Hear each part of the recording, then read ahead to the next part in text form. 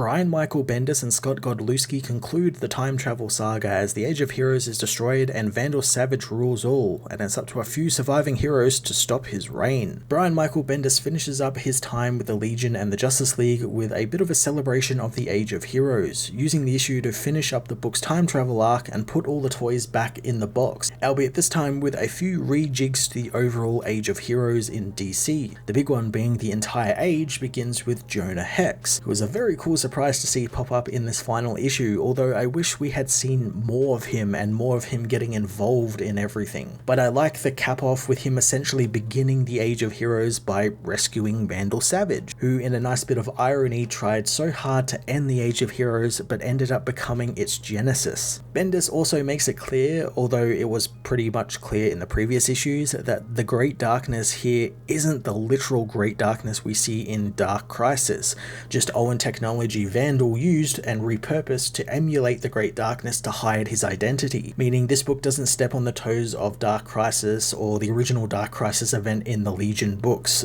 Scott Godlewski finishes out the series with some fantastic epic and heroic moments, treating us to some really awesome double-page spreads of all our heroes and bathing the book in a wonderful golden glow, which is fitting being that most of the book is set completely inside the gold lantern ring, so of course everything's going to be covered in gold, and it just looked fantastic on everything. Justice League vs. the Legion of Superheroes issue 6 finishes off the series in a wholly satisfying way with a fun little rejig of the Age of Heroes in the DC universe, while not stepping on the toes of any of the current big crisis level events happening. I'm going to give this issue an 8 out of 10.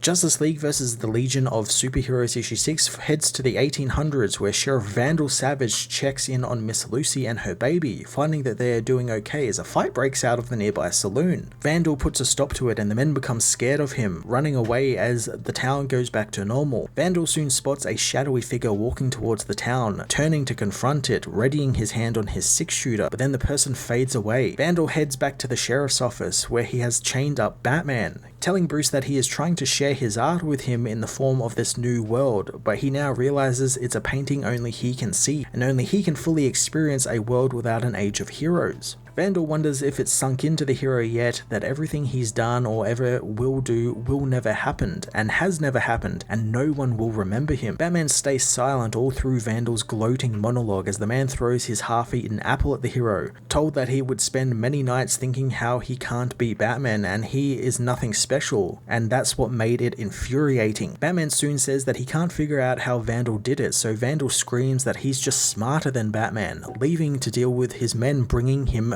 Jonah Hex. Vandal tells the cowboy that while not all of it does, so much of the Age of Heroes starts with him. Vandal punches him hard, killing him with one blow as he tells his men to drop the body in a pig trough, paying them with a full night at the saloon on him. Vandal returns to Batman, who asks again how the Great Darkness wiped out the entire timeline. Vandal explains that it took lifetimes to put it all together, and Batman is mourning a timeline that never actually happened, and the Green Lantern Corps never actually happened, and the Oa tech he used to rip apart the world never happened, and the Great Darkness never happened either. Vandal reveals that hundreds of years from now, the Elders of Oa will abandon their crusade and cause, leaving a lot of raw material behind for people like him to use to end the Age of Heroes. Batman doesn't want to listen to another word of this, but when Vandal becomes enraged, he reveals he wasn't actually talking to Vandal. Vandal grabs Batman's head, but realizes it's not Batman at all, it's just Chameleon Boy, who disappears as he smashes through the brick wall, setting the building on fire as he asks how this is happening. The Legion and the Justice League arrive, with Brainiac 5 proclaiming that he's just smarter than Vandal Savage.